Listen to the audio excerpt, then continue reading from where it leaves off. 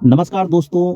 आज हम आपको एक ऐसे शख्स की कहानी सुनाने जा रहे हैं जिनकी पूरी जिंदगी पर्यावरण और नदियों के संरक्षण के लिए समर्पित थी।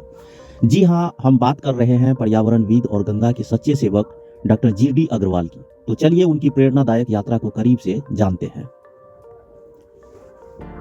डॉक्टर जीडी अग्रवाल का जन्म 20 जुलाई 1932 को उत्तर प्रदेश के कांडी गांव में हुआ।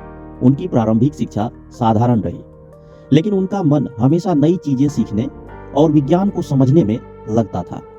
उन्होंने सिविल इंजीनियरिंग में स्नातक किया और बाद में आईआईटी कानपुर से पर्यावरण इंजीनियरिंग में डॉक्टरेट की उपाधि प्राप्त की। डॉक्टर अग्रवाल ने भारत में पर्यावरण संरक्षण के क्षेत्र में नई मिसाल कायम की। उन्होंने केंद्रीय प्रदूषण नियंत्रण बोर्ड सीपीसीबी के पहले सदस्य सचिव के रूप में काम किया और देश में पर्यावरण नीतियों को सख्ती से लागू करने का प्रयास किया।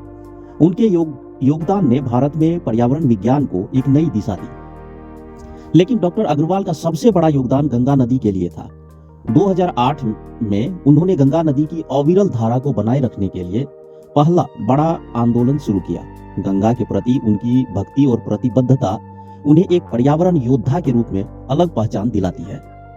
डॉक्टर अग्रवाल ने गंगा की रक्षा के लिए कई बार भूख हड़ताल की। उनकी सबसे चर्चित भूख हड़ताल 2018 में हुई, जो 112 दिनों तक चली। उन्होंने इस दौरान सिर्फ शुद्ध गंगा जल पिया। उनका यह बलिदान सरकार और समाज को गंगा नदी के महत्व को समझाने का प्रयास था।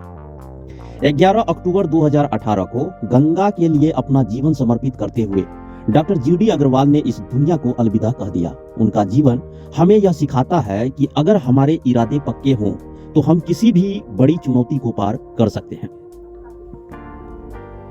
डॉक्टर जीडी अग्रवाल, जिन्हें स्वामी ज्ञान स्वरूप सानंद के नाम से भी जाना जाता है, एक प्रमुख पर्यावरणविद और गंगा नदी के संरक्षक थे। डॉक्टर अग्रवाल की इस बलिदानी यात्रा ने गंगा की स्वच्छता और संरक्षण के प्रति जागरूकता बढ़ाई और सरकार की नीतियों पर प्रश्न चिन्ह खड़े किए।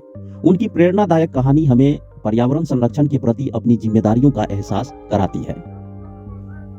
तो दोस्तों, डॉक्टर जीडी अग्रवाल की कहानी हमें यह सिखाती है कि हमें अपनी नदियों और पर्यावरण की रक्षा के लिए अपनी जिम्मेदारी निभानी चाहिए। क्या हम गंगा के लिए कुछ कर सकते हैं? अपने विचार हमें नीचे कमेंट में जरूर बताएं।